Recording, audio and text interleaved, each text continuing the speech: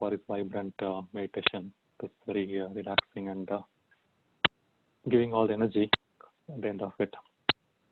So like what Tarun was saying, what we thought is like me and Tarun actually had a brief. We thought we could summarize what I've been speaking the last 2 weeks. Especially last week, I didn't get a chance to fully convey my ideas. I'll take some time to summarize what I started for the last 2 weeks and try to expand a little bit more for the first half an hour.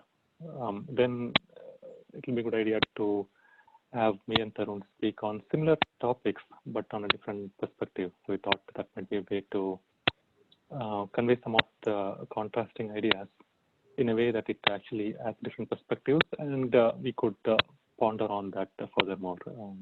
There's a clicking sound in the background, Dhana. Is that yours or someone else? I'm the one speaking, probably it's my phone. Is it still coming now, Tarun? Yes. Can you mute yourself for a second?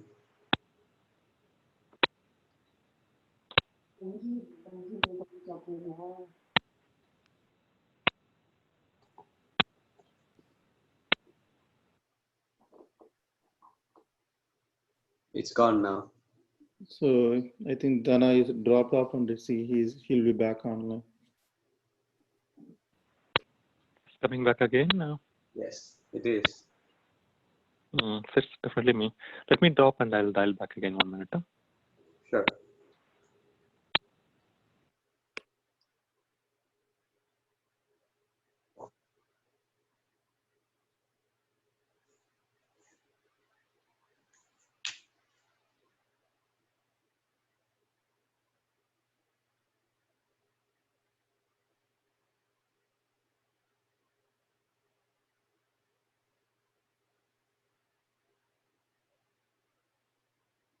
While we wait for Dhana, I think he's joined back in.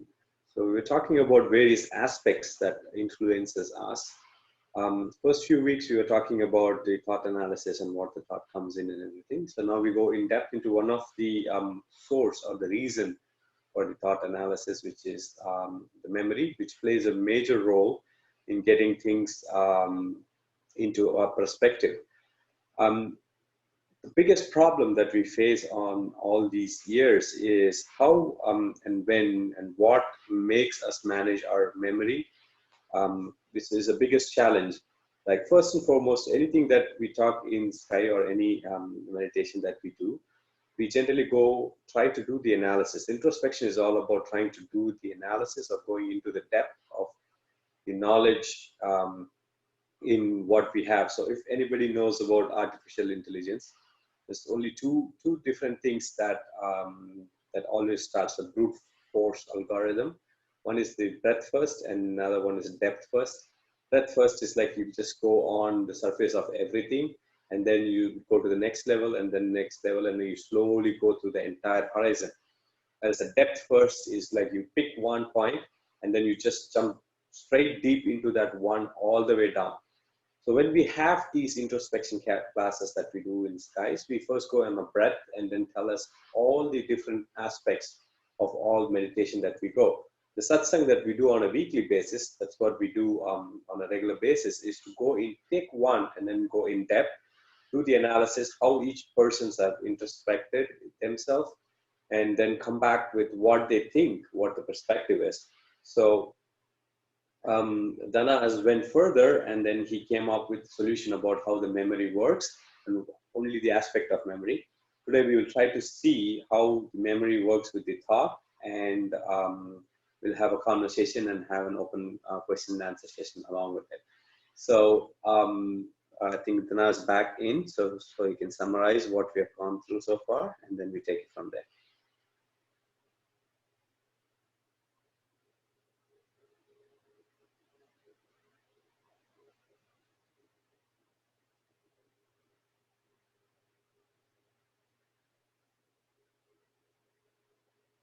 Dhana, you back?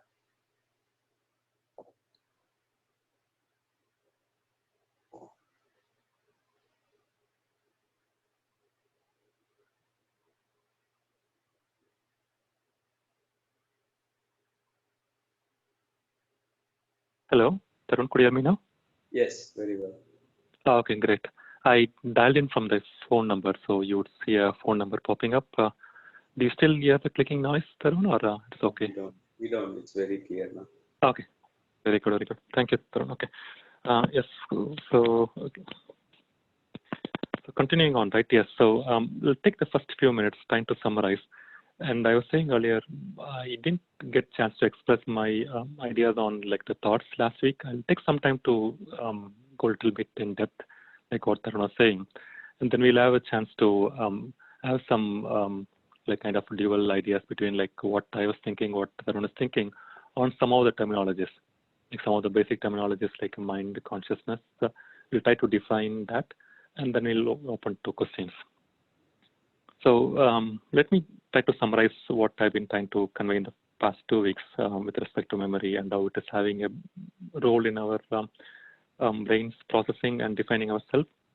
So the first week when I had this session, I was trying to define our own self. And the question that I was asking to myself is how to identify our strength and weakness and where it is derived from.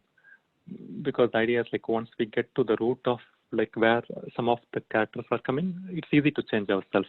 So that was the first week what we delved into. And that week we actually saw into details of like the experience which is formed in our memory or stored in our memory, and the genetic imprints and the energy imprints are the three broad categories that defines a particular person's character. Then we also went into a matrix that we kind of drew where we actually put in some of these attributes like creativity, passion towards music, dance, artistic, all this thing, anything that you wanted to name, and have a horizontal category of like whether it is something that you were very passionate towards, or it is something that you wanted to do because someone is doing around you. Having those kind of matrix filled in will give an idea, and once you make all the check mark, you get an idea where you are getting these characters, and then from there actually you could change yourself if you wanted into, or you could see whether you wanted to focus on a particular area and strengthen. The idea is like when you know that, okay, it's something that you are born with genetic, that means that you are prone to fine tune that and get it to next level. It doesn't mean that you cannot strengthen or your other attributes too, but having that understanding will help you get a good deal. So that's the first week what we saw, like how to understand our own self in a non-philosophical way, more objective way on defining each of the characters. And last week what we saw was thoughts, and again thoughts in a non-philosophical way. I mean, like the question that I was asking to myself is, how do thoughts originate? What are the ways thoughts are getting triggered? And where I'm getting from there is, when should someone think? When should someone not think? How to optimize our brain in a way that we could ignore the thoughts when we wanted to ignore, and how to optimize in a way that the brain and senses are operating in a at most optimal way. So that's the question that I was trying to answer to myself. And let me, because last week I didn't get into that much details, I will take some time to give a little bit more perspective of like what I was thinking. After that, I'll pause and get some of the perspective and feedback from you, after which we could go into like what Tarun suggested with the open conversation. Okay, before I continue, let me pause here for a moment. I want to get any feedback or perspective from the defining self that we went over in the last 2 weeks.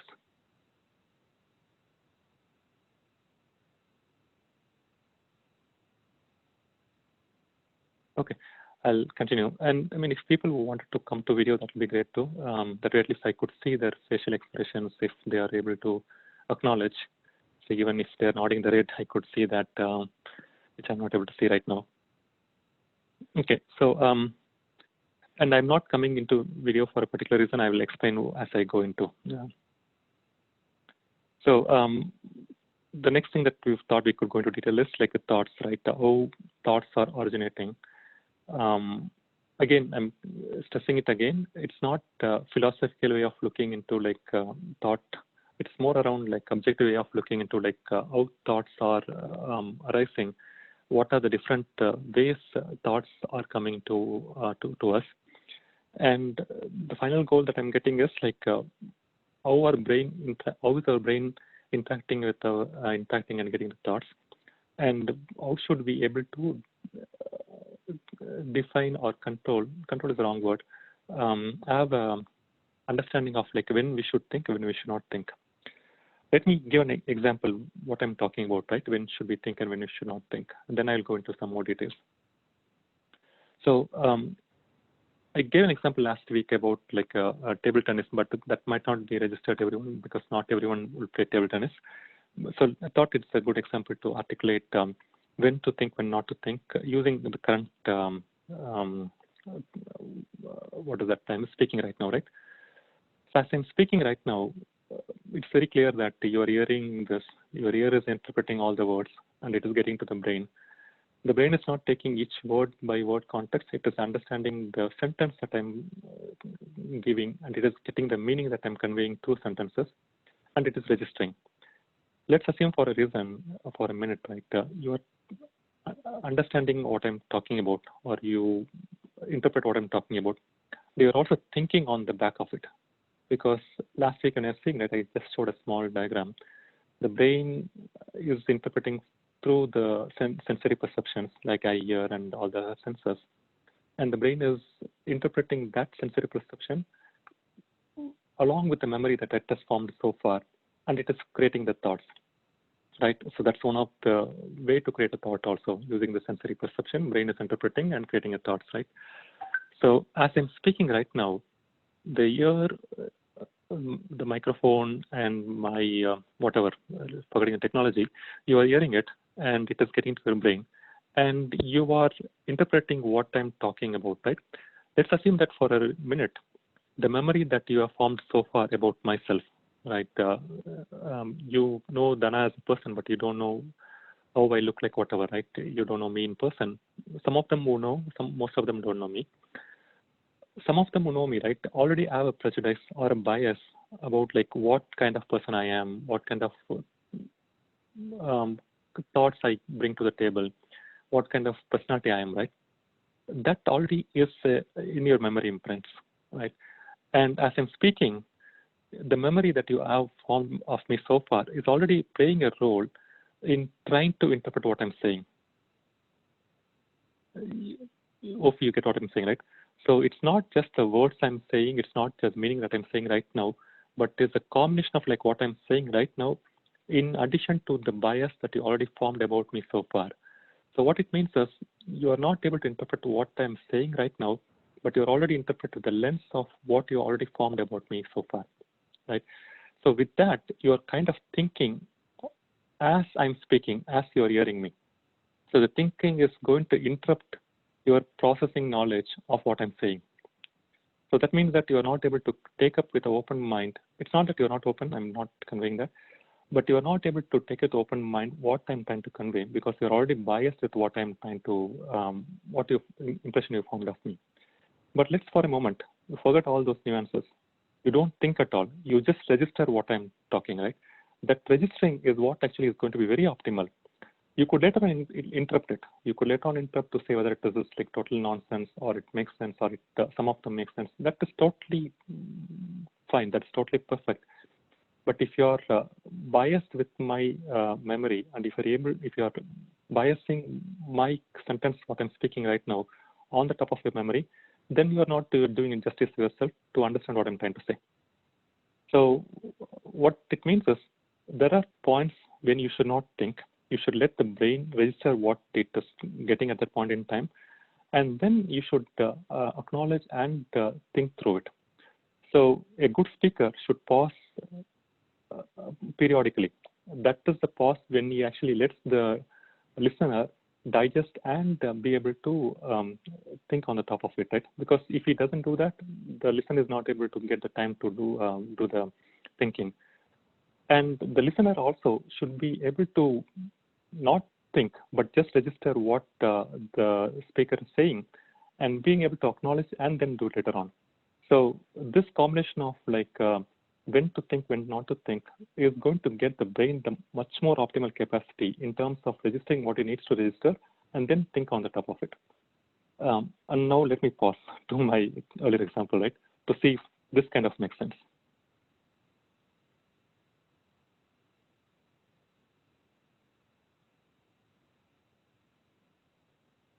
Thanks to Elmar who came on the video. He's nodding his head.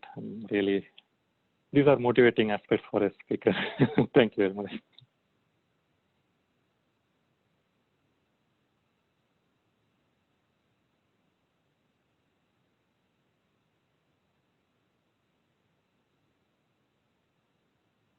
I found this interesting when I was writing this to myself, but let me add some perspective from people before I continue.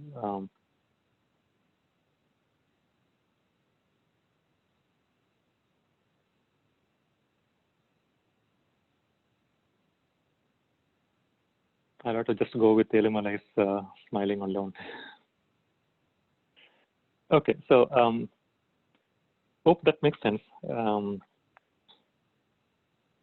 Or probably I could get some perspective or questions if people wanted to open up, because I found this interesting and enlightening myself when I was thinking about like when to think, when not to think, in the context of like when I'm listening to someone, because that's what people used to say, right? When you listen with an open mind, and that's exactly what they try to say. Don't bias with your previous memory imprints on what the person is talking about or what the person, what the opinion that you formed about the person, right? If you remove those bias and prejudice, then you have a very open mind to understand what the person is saying.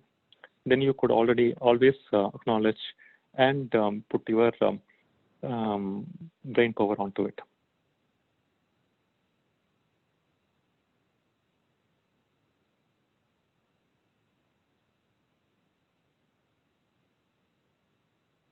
Okay, I'll continue then. Okay, so this actually says when to think, when not to think, right? And the other example that I could say about like again when not to think and when to think is to when the brain has I was giving an example of like the driving.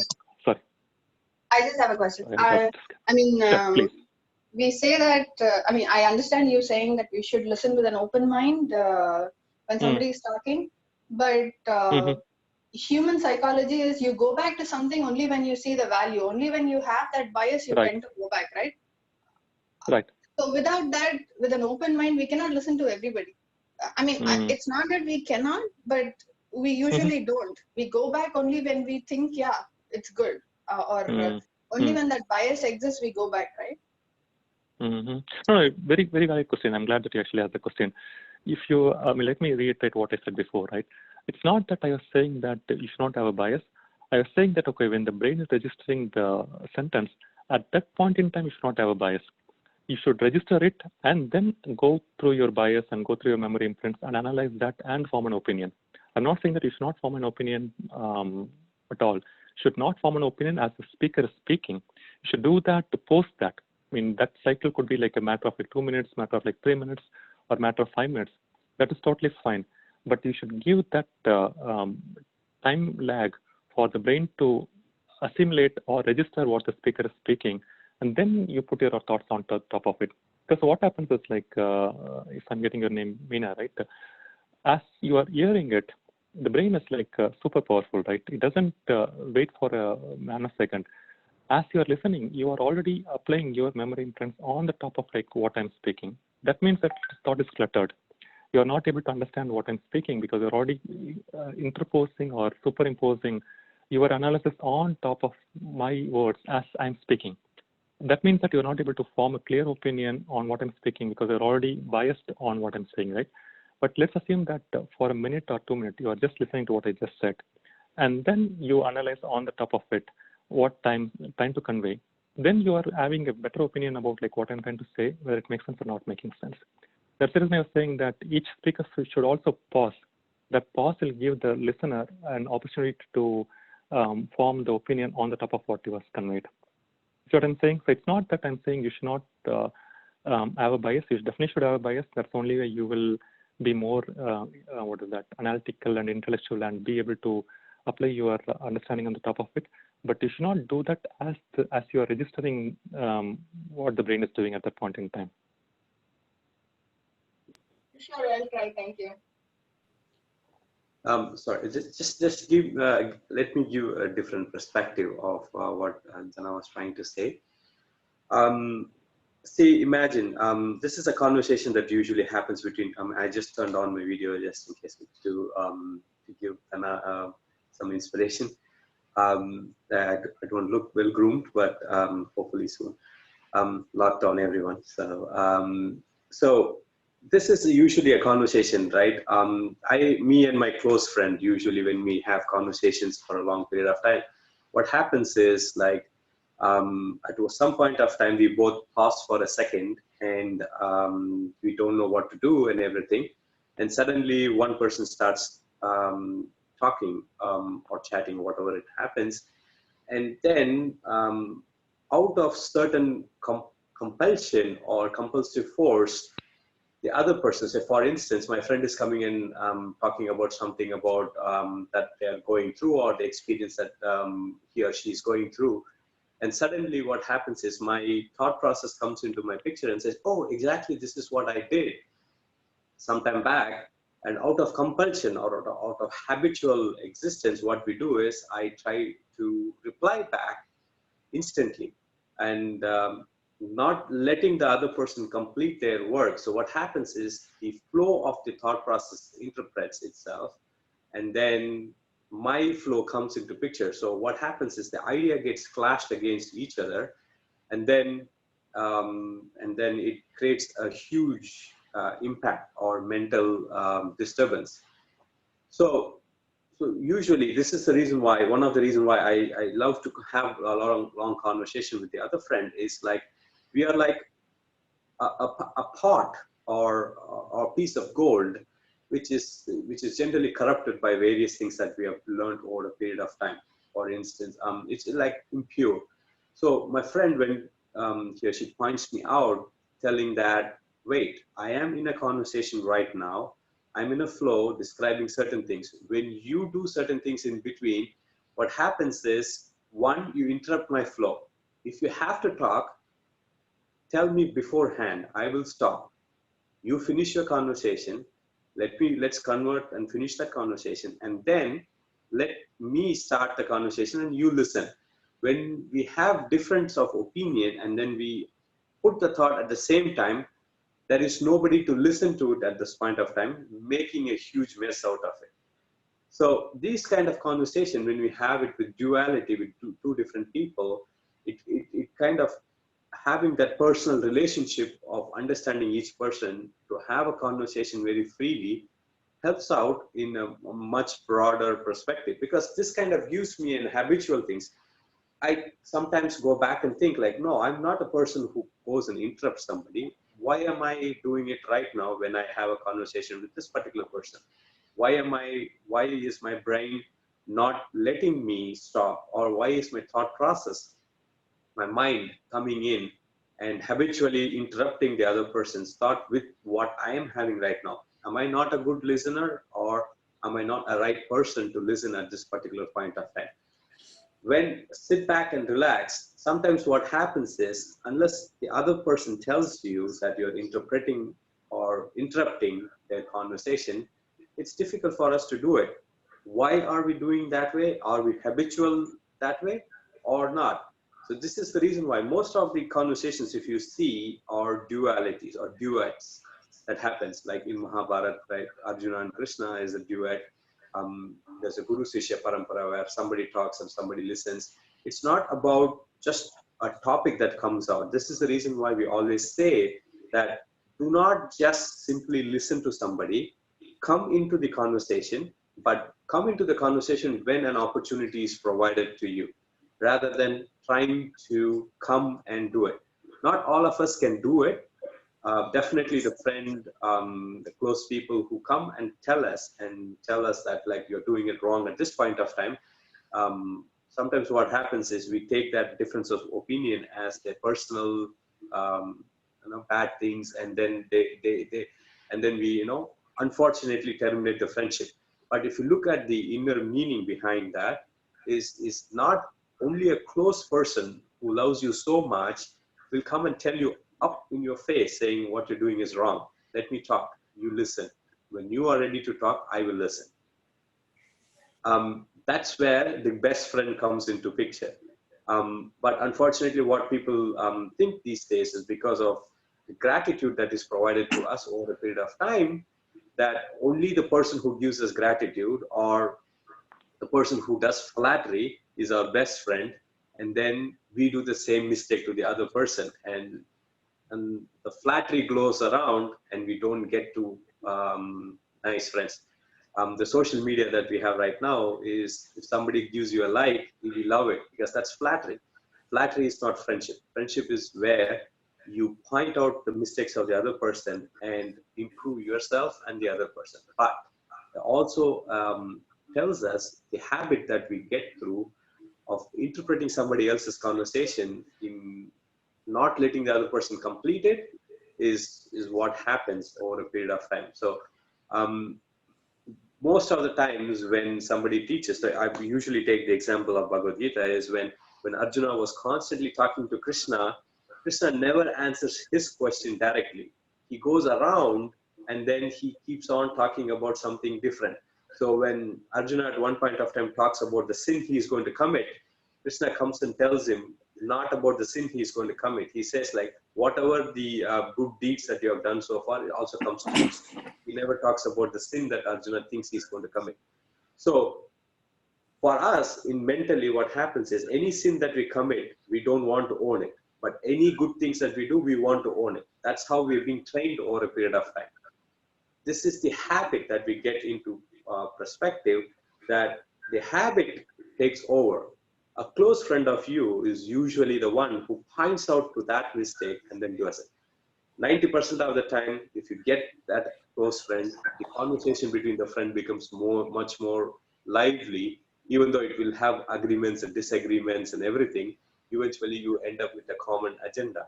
But we don't get those kind of nice friends to be together for a long period of time. In those scenarios, what we do is we do the introspection. Sit back, relax, take a piece of paper and pen, sit down, talk to our mind by ourselves, let the thought go through, because if we interrupt that one thought with the another thought, it is going to again create this clash and conflict, and then our habit is not going to let the thought complete. So that is when we say, like, when somebody talks, let them talk. Either it could be your thought completing itself, or somebody is having a satsang like this and trying to complete it, and then give it a pause where the other thought can come and interpret and work on it, rather than just trying to, enforce yourself with our own thought. Yes, we are habitual to be like that. Why not change that attitude? Why not have a friendship where it helps you do that? Why not have that friendship within yourself, that thought process that coming in? History has given us so much example. Why not Rumi? Always have. Rumi is one of the most translated philosopher, is a Sufi saint. One of the most translated English artwork. Most of the 1970s and 80s and 90s lyrics that has been written in US and Western songs are influenced by Rumi. But if you look at Rumi's poem, it always has a dual conversation, as if some partner and him are talking together. So that kind of relationship, the duality that starts at the beginning, if you are able to let that happen in sequential order rather than conflict and clash, makes things much better and easier. So I'm just added in my perspective. Hope, Dhana, I'm pausing now, so that if somebody else can have a question, can ask. Asking question is right, so just go ahead and ask. Okay. Vanakkam Tharan, Vanakkam Dhana. This is Kishore. வாழ்க வளமுடன். Interesting conversation. You will keep using the word habitual for not having an open mind. I believe that's a nature, right? I'm guilty of it as well, so I'm not gonna be sugarcoating it. Usually, we make a general opinion of anyone a known person, unknown person, virtual person within about 3 to 5 seconds. And what Dhana said is right. I mean, we bias our mind, and then we struggle to either open our mind or not. So with that context or the pretext, my question is two things, right? In my experience, if there is a credibility, if I know that, okay, this individual is going to help me, I am much more open-minded because I am going and seeking for it. On the other hand, if somebody else is coming and telling me the same exact thing, my brain automatically thinks, okay, what's in it for them? I believe that's human nature compared to habitual. So the question now is, how do we change that? I mean, I don't believe it's habitual. I believe it's like a reflex action. Inadvertently, we create an opinion and we walk away from it or move away from it.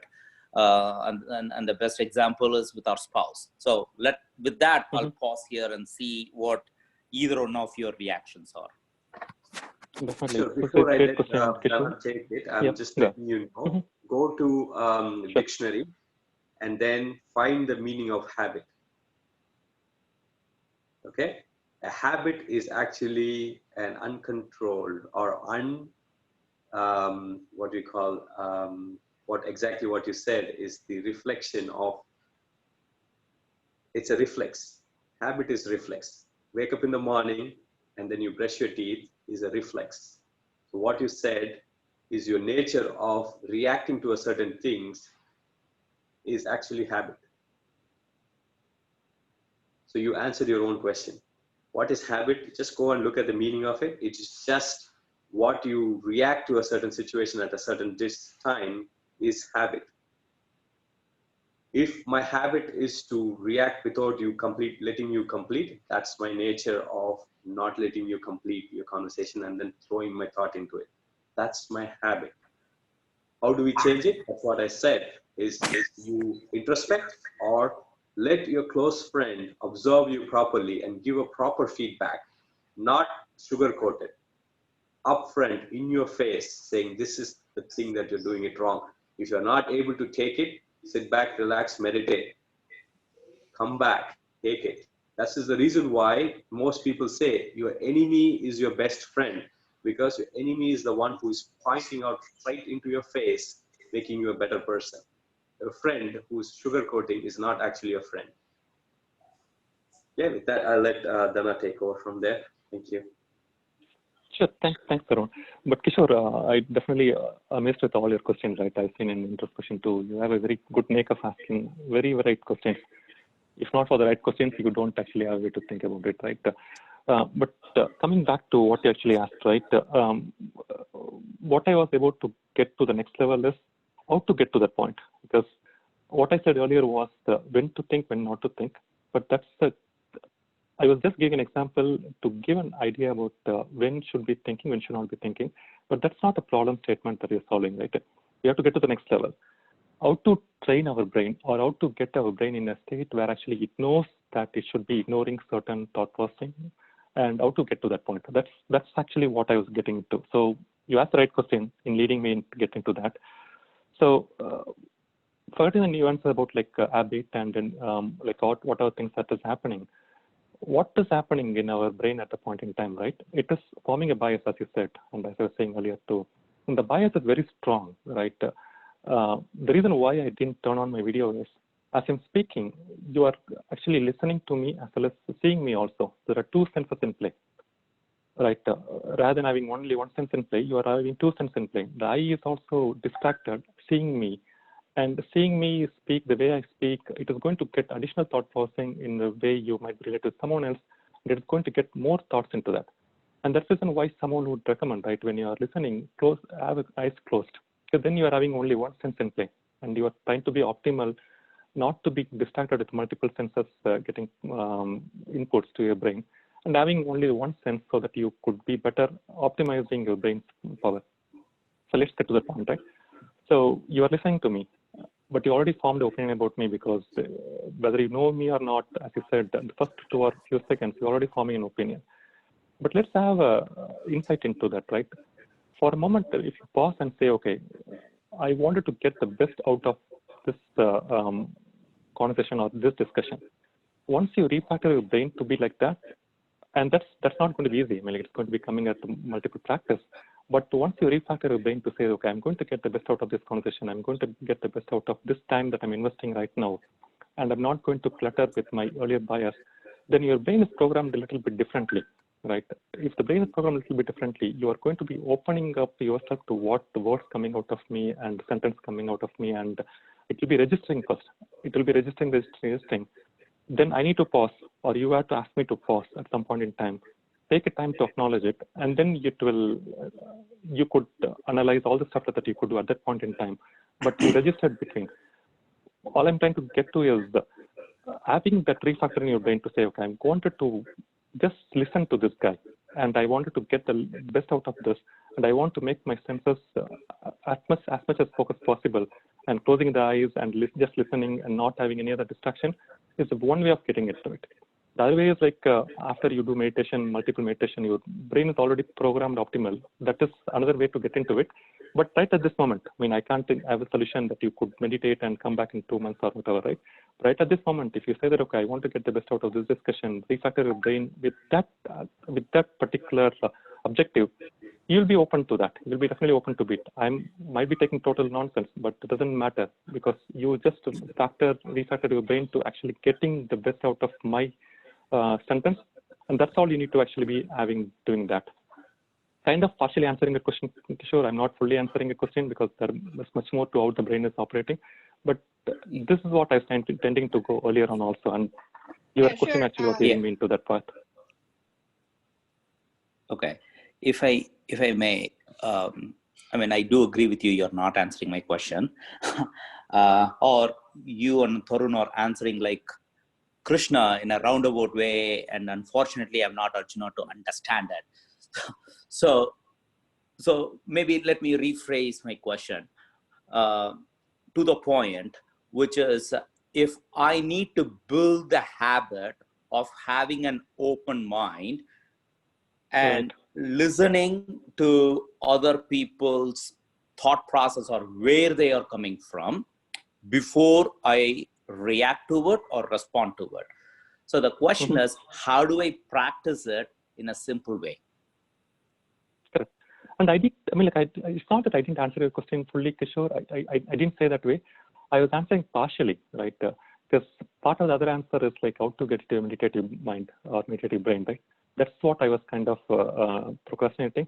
But I did kind of touch your question very well, right? What I was saying is, no. I mean, I'm not. I'm sorry. Let me clarify, Dhana. Sure, my intent to have a little bit of humor there, right? It's not pointing. The second thing is, perhaps you answered it. I didn't understand it. What I'm asking is, can you simplify it further for people like me with a squirrel's brain who has a little span of attention to understand it? That's all I'm asking. Great to rephrase it, but it's not that you have a squirrel's brain. Your brain is much more powerful. It's just that you're modest about it. Let me try to rephrase in a way that I could explain myself better. That's what you're actually asking.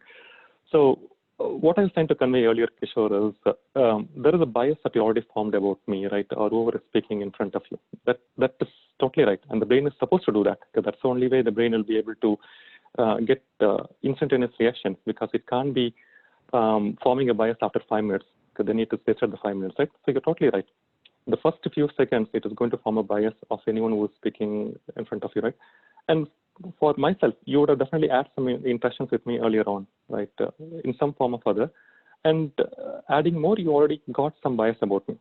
So that is totally right. And it is already ingrained in your brain. Anyone who is listening to me already had formed an opinion about me, right? That is very well true. And that's what the brain is supposed to do. And we have to take that fact. What I was trying to say is, on the top of it, right now you are listening, right? But if you are having your eyes open, you are having, so let me break into 2 parts. How many senses are at play at this point in time, Kishore?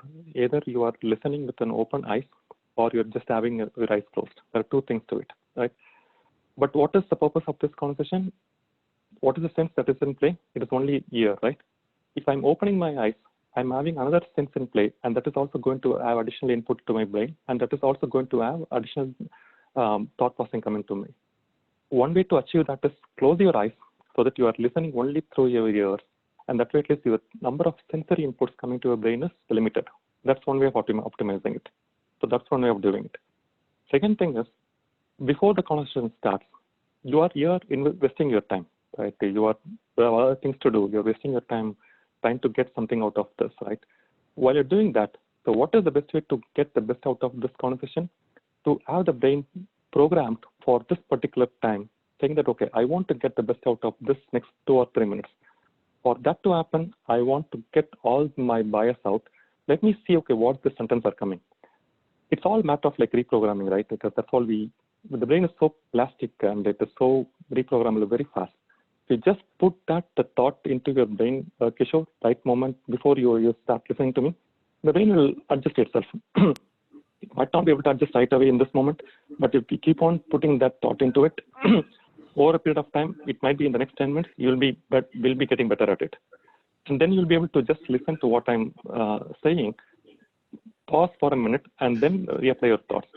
And the next part of the question that I was not answering is like having the meditative quality, but that we could have a different discussion, Kishore, to how to get the meditative mind. But for now, if you want to get the best out of me, having that kind of refactor to your brain saying, I want to get the best out of this, close your eyes, just listen to what I'm saying. You'll get what you need to get out of this. That's the way I tried, and it was working for me. Thank you, Dhana. Dhana. I'm gonna try practicing that with my son, my wife today, and I'll let you know next week.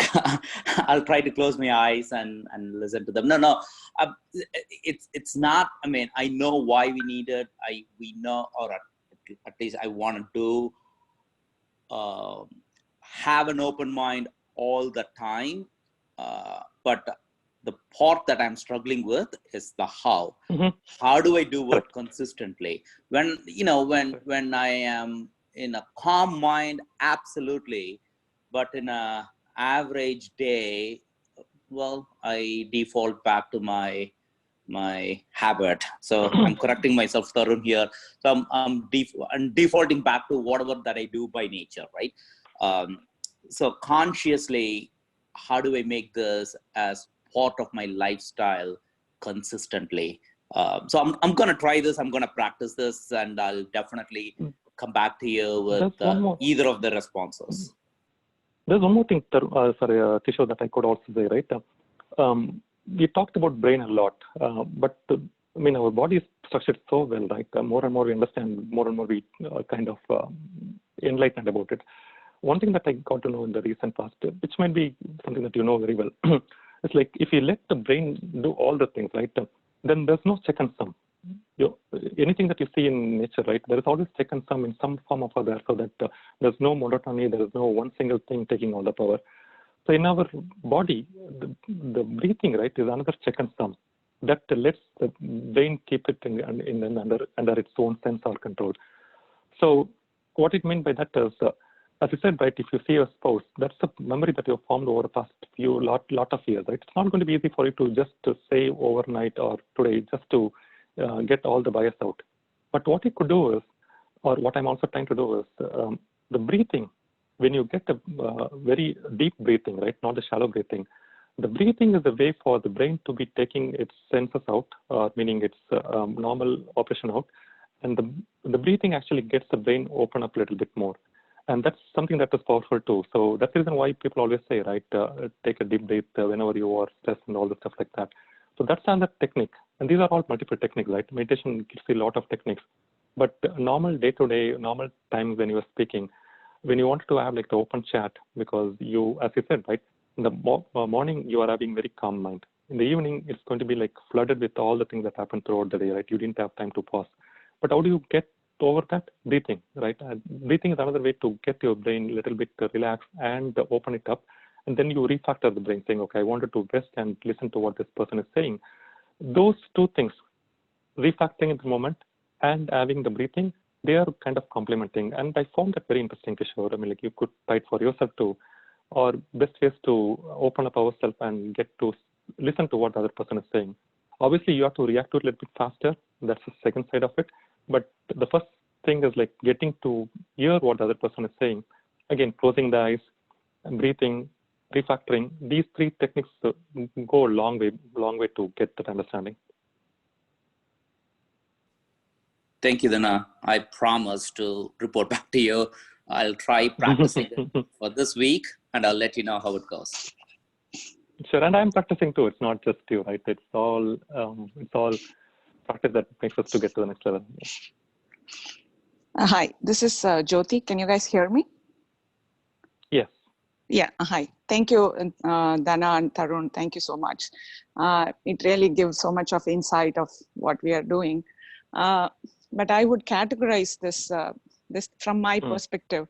One is like, it is not, I'm not listening to people, right? So the first category I say is like, I listen to them, but I get my questions, which I sputter out immediately because I wanted to clarify that, right? So that kind of a mindset, as Tarun pointed out, it's definitely habitual. Like I developed in a years of time by making it, oh, I need to clarify my question. Oh, this I need to clarify right away, right? So of course, sometimes curiosity kills the cat. So I try to control that. I mean, as Tarun pointed and you pointed out, like, yeah, my spouse pointed out that probably you should relax yourself or calm down yourself before you want your answer for the question. I understand, but consistently, I'm not following. As Kishore said, consistency is completely failing. Probably I will follow that consciously for a week. And then next week, I terribly fail on that. And then again, one fine day, I realized, oh my God, why am I doing this? I have to go back. And then as you said, the one of the strategy I keep using it is taking deep breath. But out of 10 times, one time I am successful. Even today in this class also, like I was trying to ask so many questions, then just because of your discussion and this deep breath, I tried to control myself. I'm successful in that. I'm proud of it. Because of you guys probably correctly pointed out where it is and all. But how do I maintain that consistency? What am I lack in my determination? I mean, I have those kind of questions. Why is that consistency I'm not maintaining? Why I'm going very good question. Yeah. Right, another question. I didn't mean to cut your thought because you had a lot of things that you mentioned. Let's go one by one, right? So first thing that I actually asked is about clarifying, right? Should I wait for to clarify? Because there's a thin line, right? A thin line between like asking question to clarify or letting the person speak and you get lost into that, right? So there's definitely a thin line because if you don't ask the question right in time, the other person might have built this thought processing or ideas on some of the foundation, and before you know, you might have got lost. So you definitely have to clarify the question right at that moment. You have to raise your hand, or you have to pause, or you have to do something gesture that will ensure the other person knows that he is getting lost, right, or the thought processing is not getting conveyed across. And that's the reason why I actually ask people to at least come into video, because even though you could be closing your eyes, at least I could see the gesture to see whether I'm making sense or my thoughts are getting conveyed or not. So you definitely have to clarify that question, didn't get your name, right at the moment where you're getting lost, right? My point was not about like not asking question. My point was more about like not cluttering your sensory perception, what it is hearing and registering with your free-formed opinions, free-formed bias and prejudices, right? Because let's say that, okay, you already have something about like thought analysis or something about the brain, right? The brain power and everything. So you already formed the opinion about that. And when I'm saying something about that, right, you are interposing or superimposing your formed opinion with what I am saying. And that mixture, right, is not going to get the best out of what I'm trying to convey. That's what I was trying to say. Once you remove your free-formed opinion and just listen to what I just said, right, you get the best out of what I said. and you could clarify me. It's like, okay, this doesn't make sense, or this, I don't understand it. That you could definitely cut short and actually ask the question. There's nothing wrong in that. But you didn't have your superimposed prejudices or bias superimposed on my ideas. You are just having purely a registering of what I'm saying. Then you are analyzing it. That's totally fine. And you could actually ask a question to clarify or debate or deny. That's totally right. And that's the right thing to do, that you should do. But I was just trying to make a point that removing that preformed bias will help to get the best out of like what I'm trying to say at this point in time. And the technique is like having a deep breath before that, or taking a deep breath during the point in time so that your thoughts are not cluttered, and having that brain to program, right? And that's the second part of the question. Are you lacking in determination? Yes, that is the honest truth, right? That's the honest truth. I mean, you have to accept to that, right? If you're having determination, if you're keeping on saying to yourself, I'm going to have this preformed opinion out of me, right? You will definitely get that. It's just that the determination is not having 100%, and it goes to me also. It's not I'm saying to you I'm perfect. It goes to me also. That determination is what actually is lacking, because it's like eye-opening or penny drop, right? At one point you know that, okay, I need to have this. It will happen throughout the life, right? But what happens right now is like we get inspired or impressed at a particular point in time. We do that for a minute or a day or so, but we are not fully satisfied that what you are doing is what really it means to you. Let's assume that for a moment you are totally satisfied, you're totally convinced that what I'm saying, not that I'm saying exactly what right is, but let's say that you're convinced that this person, what he's saying is exactly right. Once you have that convincing fact, right, you are totally convinced, there's no turning back. You will be determined forever, you will be able to do that forever, right? But what happens is like you are not fully convinced what you're going to do, right, what you're doing. That conviction or convincing, that is what actually is lacking. And what will happen is like you're trying to do it to experiment. When you're experimenting, it's going to last only for a few days or few minutes, or like however you wanted to prolong that experiment. But at some point, it is going to fade off. But moment actually you are convinced that this is what it means to you, it's no turning back. Like what Kishore was saying earlier too, right? He is going to try, but that means that he's not fully convinced. And that's totally fine with him. I'm not saying that he should be convinced. But that means that he is going to fail miserably at some point in time because he's fully not convinced. He's experimenting it. But either what it means, like he has to be fully convinced that this means I need to, or he has to analyze for himself and he has to get to a point in time, actually, this makes sense. But if he's just experimenting without actually having that, I'm not criticizing anything like that, but I'm saying, okay, that's what usually we do, right? At some point in time, we are going to fail or we are going to drop out. But that's where actually we have to form our own ideas and be convinced and then go from there. You see what I'm saying? It did take a lot, but I think the way you are nodding or acknowledging it, feel that you are getting it. Yeah. Thank you so much. Yeah. I'll come back if I have questions, definitely. Yeah. Thank you so much. Yeah. What's your name? I didn't get Jyoti Ravikumar. Okay, thank you. Yeah, thank you. And Kishore, I used your name just to give my thoughts a little bit more clarity. No, nothing personal. You get that too, right?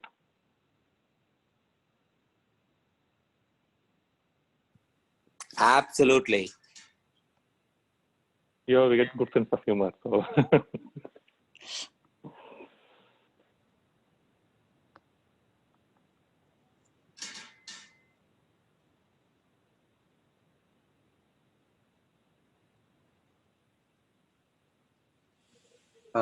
We are close to 10. So we are over time, Tarun. Yeah, so I think we should end our conversation now and think about what we have thought about today, and listening to the end of the conversation and then take the question. So please try to practice as much as you can this week. And I think next week we should have much more interactive with individual people's experience of going through this, and then take some examples and take it further from them. So it makes it much more interactive and more conversational.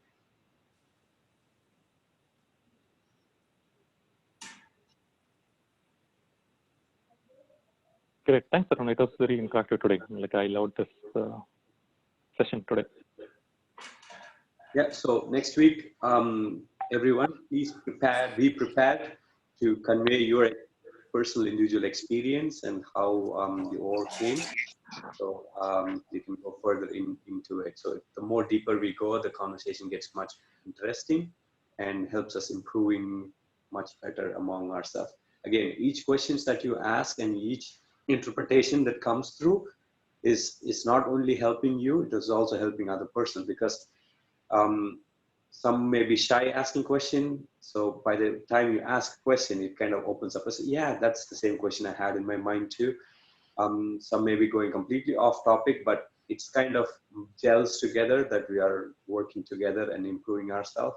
If one person says that I know everything and I can answer every other question, then you know the person is lying. If we together acknowledge the fact that we are improving ourselves over a period of time by having conversations between us, I think that is the best way in progress. That's what Maharishi told us, and that's what we're trying to go through this process. And it is not like one short class, we start and we end. It's a continuous process we do throughout the year and years to come. So thank you all for your time. Again, enjoy your weekend. I think for most of us, it's long weekend. I don't know if it matters with most of people working from home. Do be responsible, social distancing, and enjoy the nature as much as you can. Thank you very much for another beautiful session today. Have a great day. Thank you so much. Yeah, thank you.